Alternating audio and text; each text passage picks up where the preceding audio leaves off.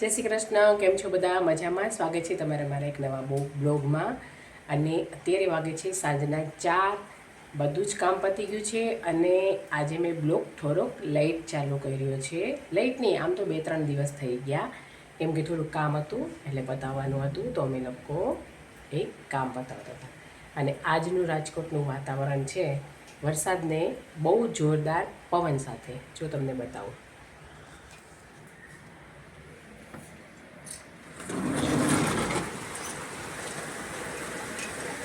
જોરદાર વરસાદ છે રાજકોટની અંદર.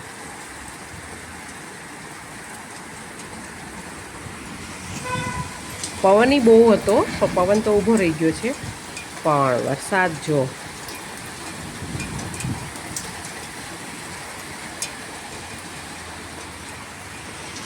વરસાદ આવે ને એટલે અમારે ઘરમાં પાણી આવવા માંડે જો, એટલે મારે બધું બંધ કરવું પડે. પ્લાસ્ટિક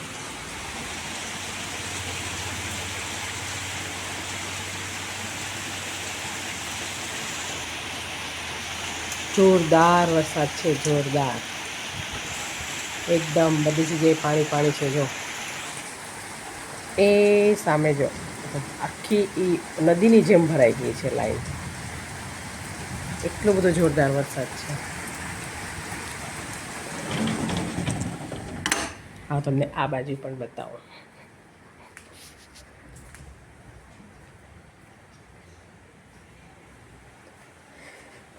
હજી બધાને અથાણા પણ બાકી છે, ઘઉં પણ બાકી છે, અને વરસાદે માજા મૂકી છે. માજા આમાં વોશિંગ મશીન છે ને, ઢાંકવું પડે, નકર છે ને વોશિંગ મશીન પલળી જાય. જો આવી રીતે અંદર છે પાણી આવે છે મારે, એટલે આવી રીતે ઢાંકી દેવું પડે. જો અને જો પવન તો ઊભો રહી ગયો છે, પણ વરસાદ જોરદાર છે ભાઈ, જોરદાર.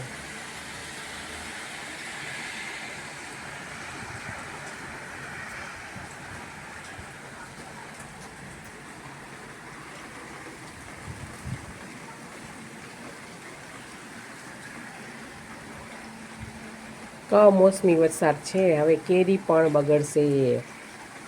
કેરી જેને બહુ ભાવતી હશે ને એ લોકોને હવે કેરી પણ બગડવાની છે.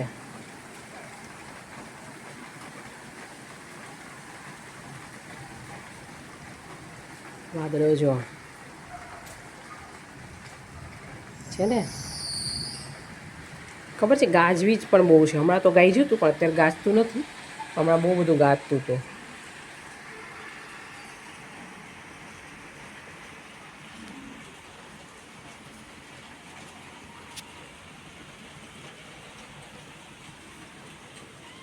તો જો બધું અંદર લઈ લીધું ઘરમાં.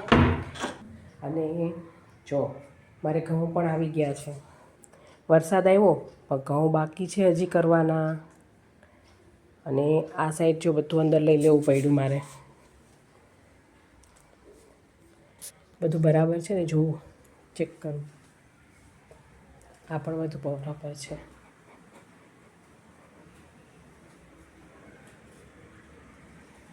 મસ્ત લીલા છમ ઝાડવા થઈ ગયા વરસાદના હિસાબે. એકદમ ગ્રીનરી વધી ગઈ.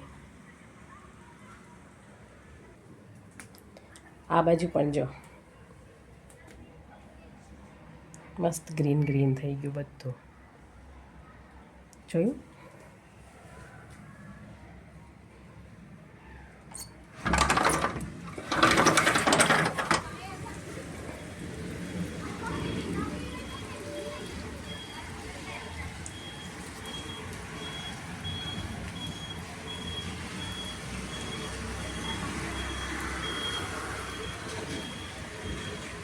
મસ્ત બધું ગ્રીન ગ્રીન થઈ ગયું.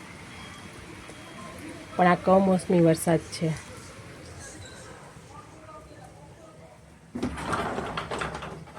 બધું બગાડ્યું.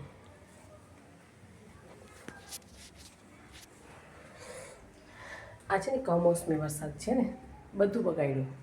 બિચારા કેરીવાળાના મહેનત પાણીમાં, અથાણા પકડ બાકી છે, બધું બાકી છે બધાને.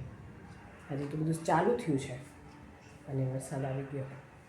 બસ જો હવે અત્યારે વાગે છે સાંજના 6 વાગે છે, અને સાંજના 6 વાગે પણ આવું જ વાતાવરણ છે. જો કેટલું અંધારું છે, કેટલું બધું અંધારું છે.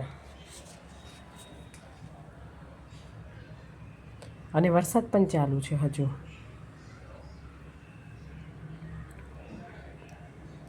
વરસાદ રાજકોટમાં 3-4 દિવસથી ખૂબ જ વરસાદ છે, ગાજવીજ સાથે વરસાદ છે. અને બસ, અને કાલે અમારે છે અમારા કુળદેવીનો હવન છે, તો અમારે ત્યાં જવાનું છે. તો કાલે એ બ્લોગમાં પાછા મળશું કન્ટિન્યુ. તો જો તમને મારા બ્લોગ ગમે તો લાઈક કરજો, શેર કરજો અને સબસ્ક્રાઈબ કરજો. આવજો. જય શ્રી કૃષ્ણ.